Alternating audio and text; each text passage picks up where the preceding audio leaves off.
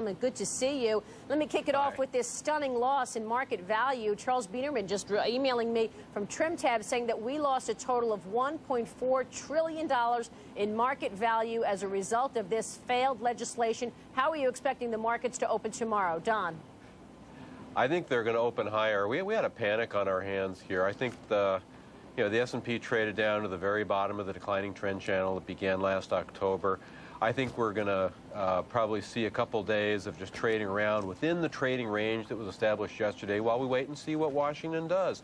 I got to tell you, though, I would rather have, and I think stocks would rather have, no bill than a bad bill. Right. If Congress is going to go back and junk this up with the, SOPs to the Acorn community organizer, housing people, that was taken out of the bill, the trial lawyers and the unions. I would rather just go it alone. We don't need a politicized bill. We need a clean bailout. You are arguing against a straw man.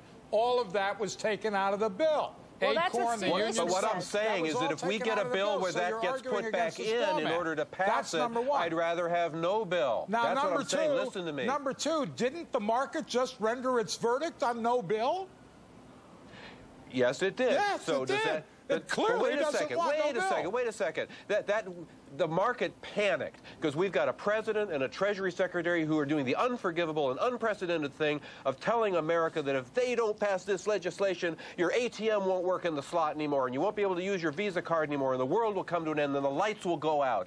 That is irresponsible panic mongering, and so you got a panic response. All right, say, Andy, okay. We need to let this market stabilize and let people's heads cool off, and this network could do a lot to make that happen, by the way. We're all working overtime. Andy Bush, Andy, if the politics don't work, okay, and there is a revolt against this bill, maybe we fall back to an FDIC model that takes care of guarantees for money market funds, that recapitalizes some special bank situations like we saw today.